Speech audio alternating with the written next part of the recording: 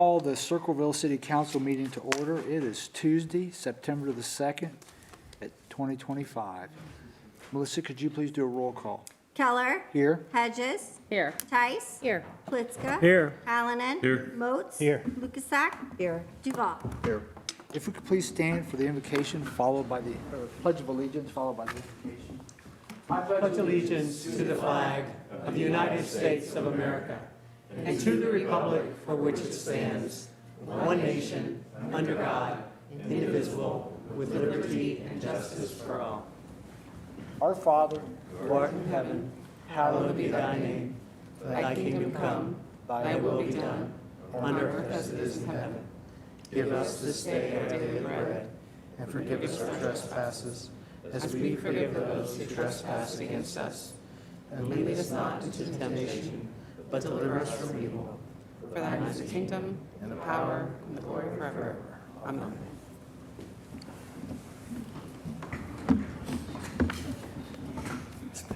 Council received a copy of the minutes from the August 19th, 2025 City Council meeting. Are there any additions or corrections to those minutes? Is there a motion? For approval? Motion to approve by Jeff Hallinan, second by Audrey Lukasak. All those in favor say aye. Aye. Anyone opposed? Thank you. Those minutes will stand as recorded. Reports from council members or committee reports. Does any council member have a report? Katie Hedges, the Finance Committee Chair. Thank you, President Keller. We had a Finance Committee on August 19th. From that, we have two pieces of legislation, both of which are on the agenda for this evening. We will also be having another Finance Committee sometime this month, date TBD. We have so far one ordinance coming to us, so we're just waiting on a little bit more data, and then we'll schedule that meeting. Very good. Thank you very much. Anyone else? Tom Duval, Service Committee Chair. We recently had, about an hour and a half ago, had a meeting, and we'll be bringing to council, I think, the 2nd of September, 16th. or the 16th, sorry, bringing that forward for approval. And also, on the 2nd of October, we have finally scheduled the water treatment plant to look at the pilot study there. It started about 5:30 in the afternoon. And the clerks will post that meeting. Yes, thank you. Thank you. Anyone else? Sherry Tice, Strategic Planning Chairperson.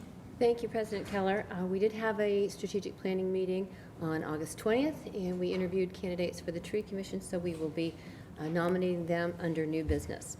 I also would like to congratulate the Circleville High School football team on winning their first 2 games. And I'd like to say a big welcome to Coach Jay Sherritt, who's come to us after he retired from Pickerington Central, where he was a state championship coach, and also was a classmate of mine at Circleville High School. So Very the good. Circleville game, and in conjunction with the Ohio State big win over Texas, it was a good weekend for football. Yes, very good. Yep, thank you. Anyone else? I'd like to report just prior to tonight's meeting, we had a committee as a whole meeting that started at 6 o'clock, and it was to have an open conversation and education around marijuana dispensaries, potentially in Circleville. Currently, there's a moratorium till February of next year that are not allowed.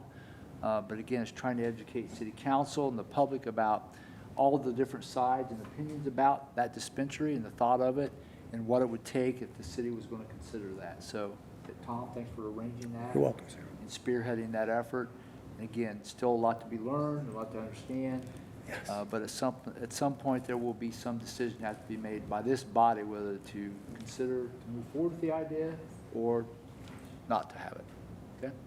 Good. Probably something early in 2026. Yes.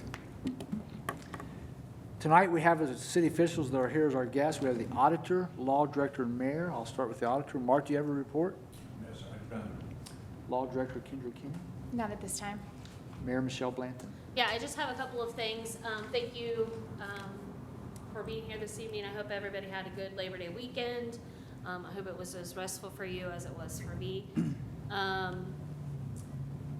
Couple things. Next Friday is our last movie in the park. We're showing Sonic the Hedgehog.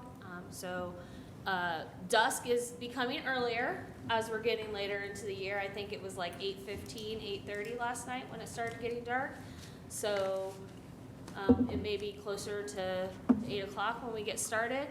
Also wanted to talk about the Light the Way event that was at Ted Lewis Park on the 28th. There was a good showing of support for those who have had issues with addiction and supporting those who have gone through one of the numerous facilities that we have here in the community, and celebrating and getting all of the resources that we have in this community in front of them. Thankful for the Pickaway County Health Department for putting that on, along with all of the different organizations that had tables. They had a DJ.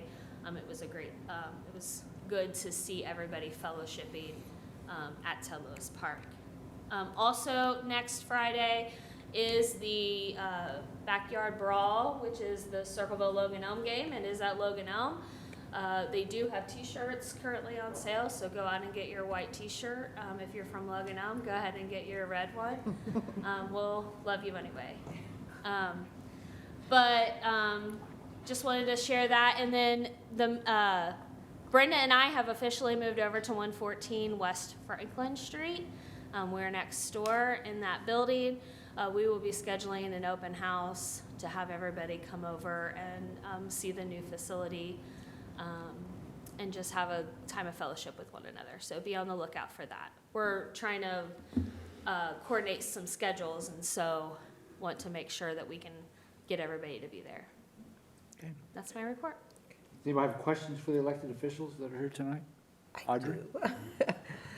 First of all, kudos to the Loop and to Hannah and to the previous intern who was here.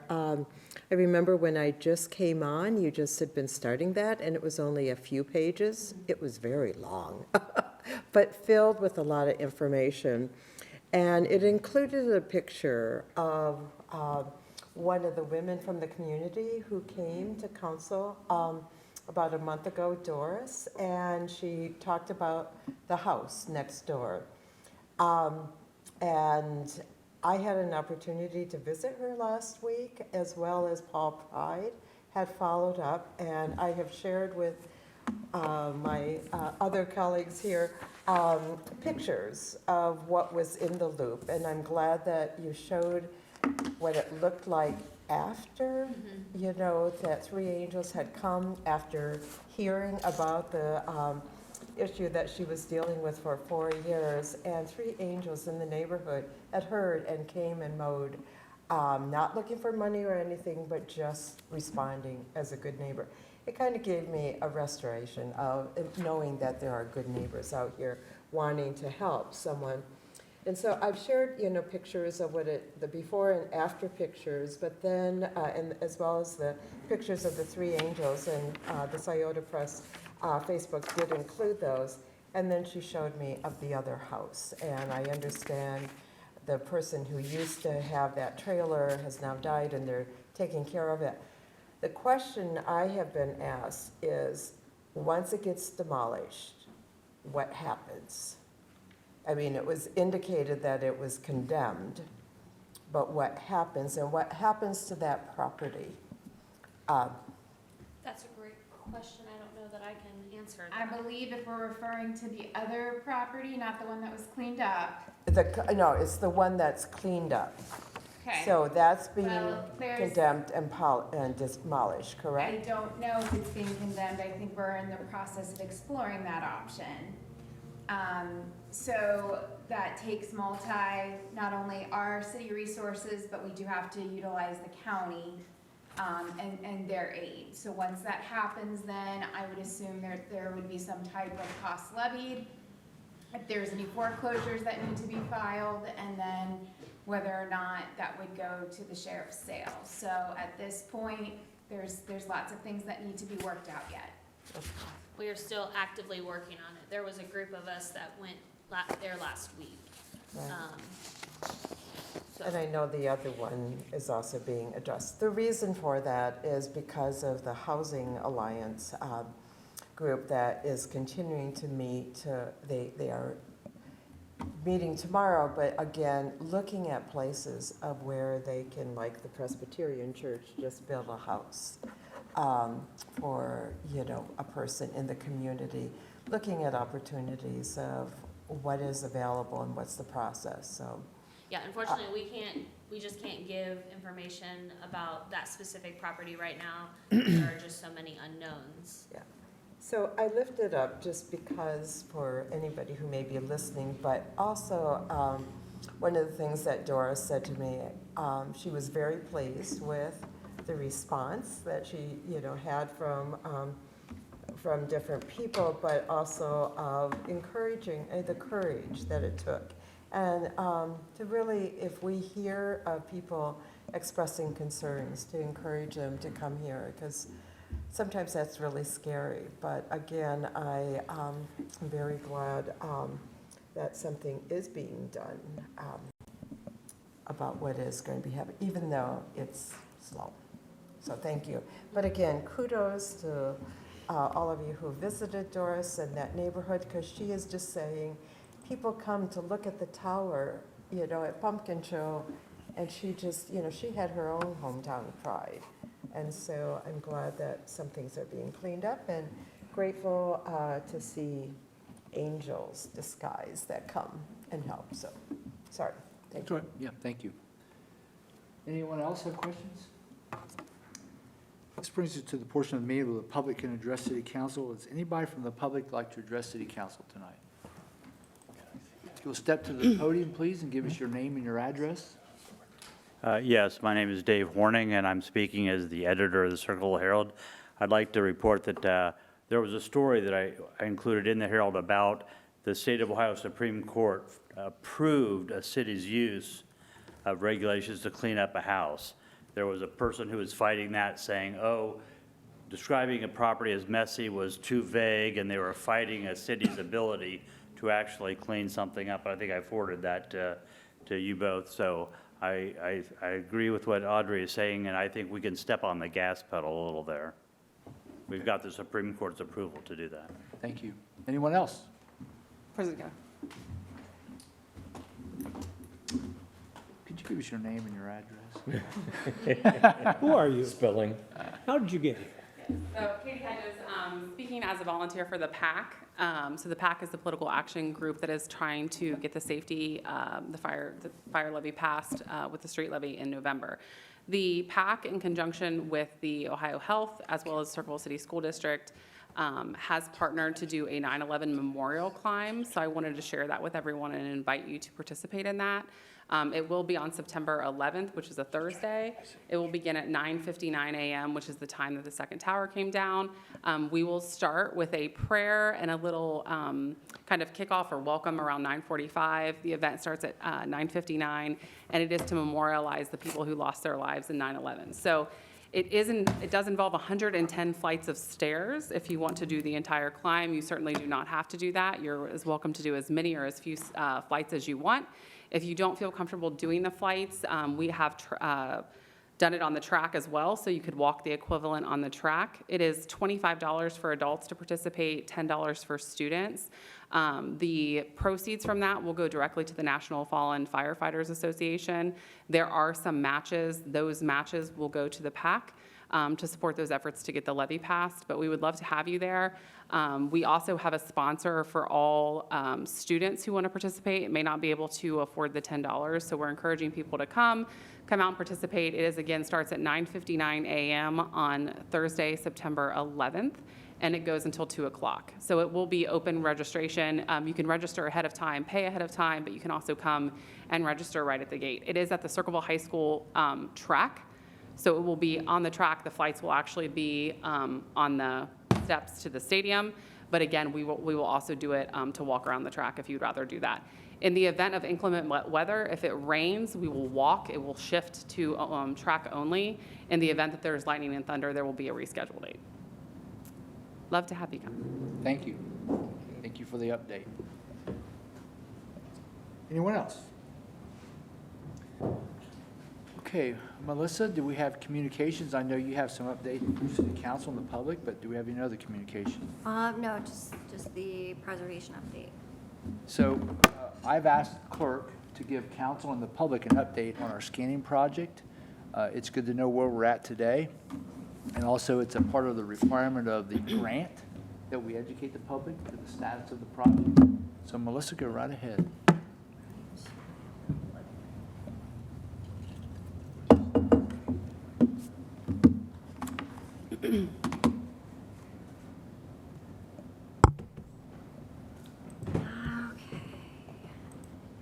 So as of August 18th, 2025, there's been approximately over 22,344 images that have been scanned by HF Grove. Most of this is going to be your ordinance and resolutions, and there was some minutes also in that mix. Most of the scanned images so far we have received. Council does have access to all of these scanned images. So if you ever want to see these, you can go into the signed legislation folder, and there's going to be a specific one that says HF Grove. So HF Group's going to be our most complete, most accurate, most legible copies of our legislation that we have electronically. So we do have other folders. You'll see that, on those, maybe the copies weren't good, missing legislation. So this is going to be, if you go in this folder, you'll see we have from 1974 all the way to 2022. But we do have the other years. Those were more current, so Sarah and I actually tackled a couple years while they were doing theirs preservation as well. So that's as far as they go. There they go. So there's that part. The books, the design has been approved. We will be putting the legislation in clam style books that will lay flat on shelving so that, we can see that, but we will mainly be accessing these electronically. So if we ever need to go to the original, we will have that in its place, and then we do have the books going forward. So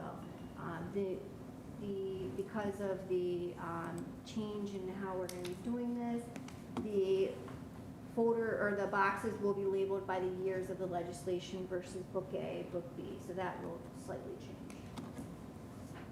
So there's that part. So then the next part, so we had two phases to the project. One was HF Group doing their part. The second part is me and now Sarah. She's lucky to get roped in on this project.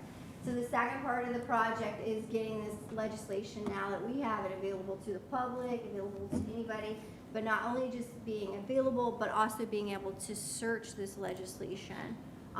Which one of the first things, once I have this all complete, one of the first things I'm going to be doing is looking for repealed legislation and making sure that we have that documented correctly. But, somebody, like Tom's always pretty active with streets and things like that. People have questions, they could come on here and do a search for Barnes, and it's going to pull up any legislation that has been that has Barnes Avenue in the title. So he can see anything that, any projects that potentially could be affecting Barnes Avenue. So if somebody wanted to see if some work had been done or proposed, this would be kind of an easy way to kind of go check it real quick. Levies, they can go on here and pull the levies. So I just should apologize. The view that you're first seeing here, this is my view. So the public's view is going to be a little bit more condensed. So my view is going to tell me how many times somebody has downloaded this. Let me see if I can make this a little bigger. So I don't know if you guys, can you see that? See it okay? So this will tell me essentially how many times this legislation's been downloaded by the public. So I can tell if, one piece is more valuable, people will really like this one or this one. This is just more for internal, I guess, tracking to see, it also measures how valuable this is to the public and, the administration. So essentially you'll be able to click through the years. So you can just go to the year and then you'll see the legislation. We currently have the website where it'll load 10 at a time, and then you can just hit load more. And the reason for that is we are uploading a lot of legislation, and we don't want to make the website slow. So this is a way to prevent that from happening. So very easy.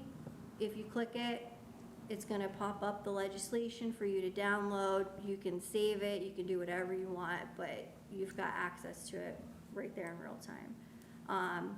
I would like to, you know, at this time, Sarah and I have uploaded over 1,000 pieces of legislation.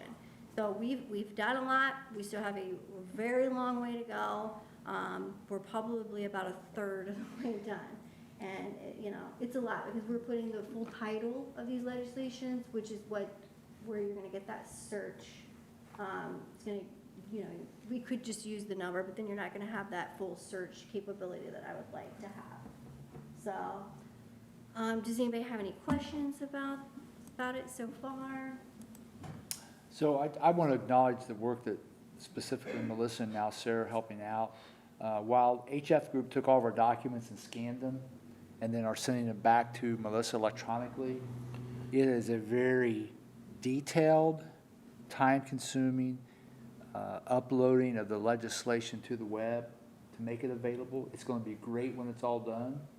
I think we're going back 30 years of things available on the website. On the website, yes. Anything older than that will be a public records request, which Melissa may have access to or be able to go to the actual book and get.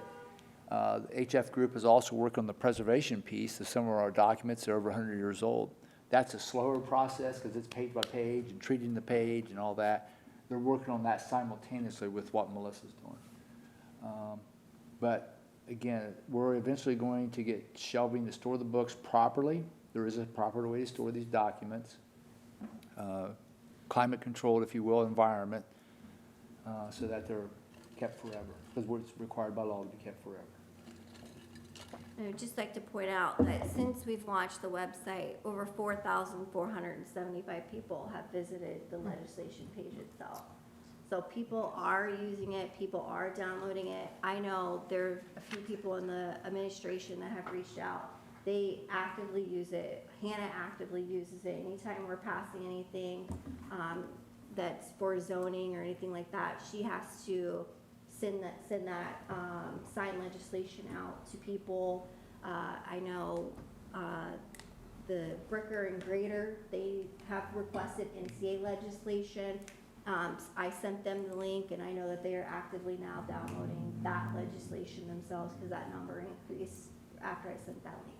So it is being used, and I think the more it's not complete. I would love for it to be complete, yeah, but it is. Once it gets there, I think it'll be. I'm very happy with it. So. Questions or comments? Thank you. Yeah, Sherry? Is this going to relieve any of the public records requests? Yes. I mean, so Yeah, the because administration people- wouldn't have to search for Because things? it's posted, that Right. we can direct them directly to that, it's just legislation Yes, sure. related only, yes. Excellent. If they're requesting emails and stuff, that would be a whole nother That's a whole nother- ball game, but at least hopefully it'll help. Yeah, it should really help. Find it, Yes. everybody. Melissa, thanks again. Sarah, thank you too as well. Thank you. Okay, if there's no other communications, that brings us to the business portion of tonight's meeting. We have a couple pieces of legislation up for first reading, so go right ahead. A resolution authorizing the use of opioid funds to the Central Ohio Living Free DBA, the Covering.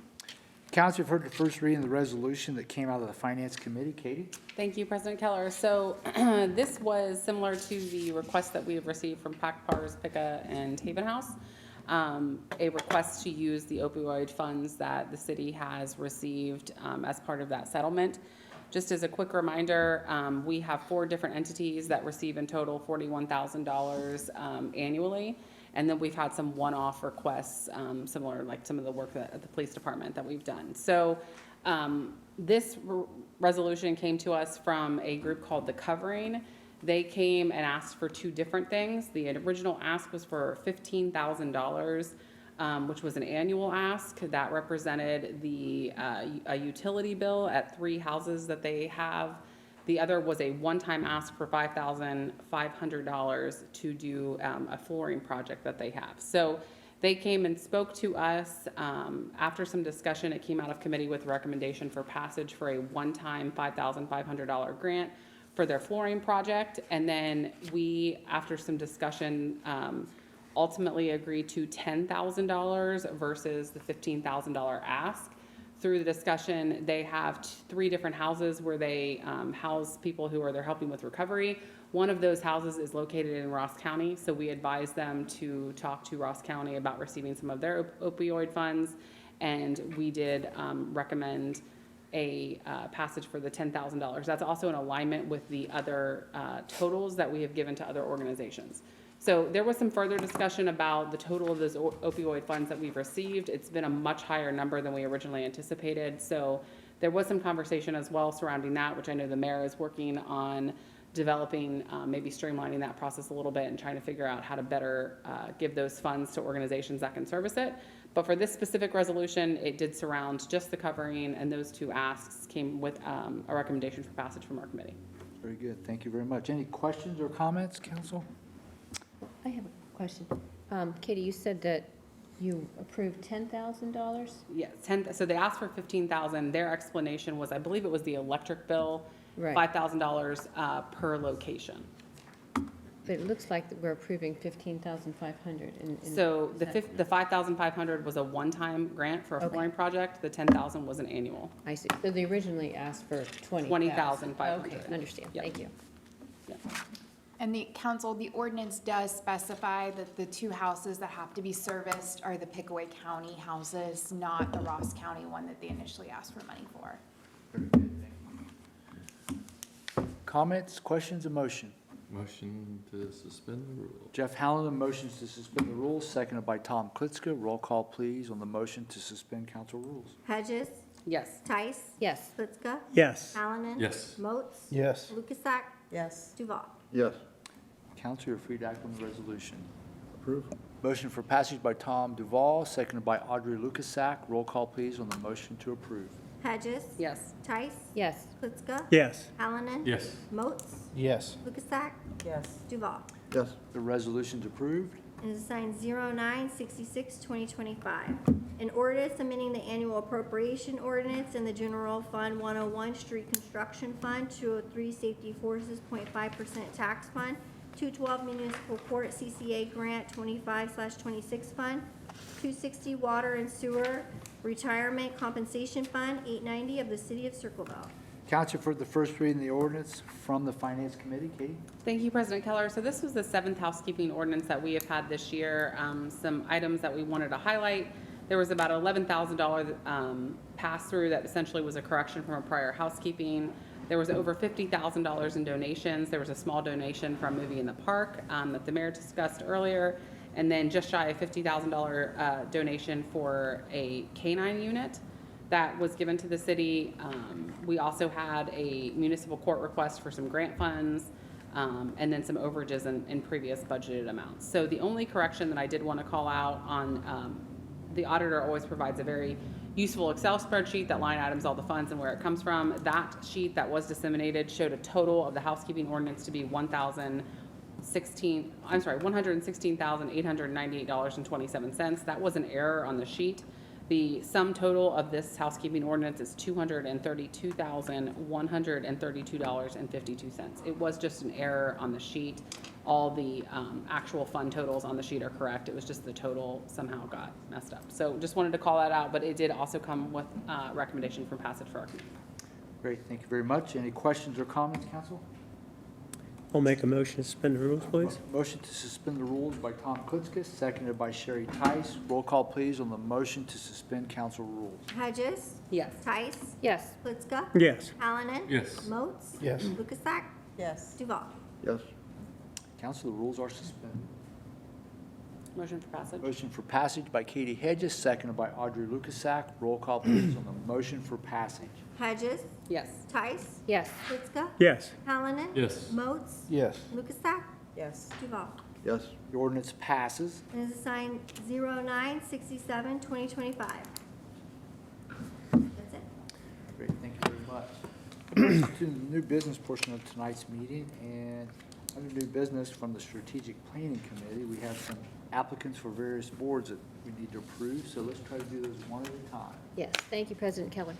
At the last meeting, I discussed the fact that we had 6 applicants for the Tree Commission, and upon announcing that, 2 of the applicants offered to just be volunteers and withdrew their application to be members. So that left us with 4 applicants, which we contacted to come in for interviews.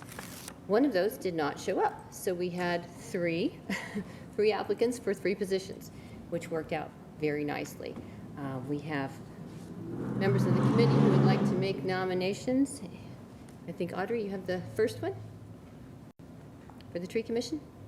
Oh, okay. For the Tree Commission, we have Matt Fosnaugh. His term will end on August 31st, 2026. 2026, yes.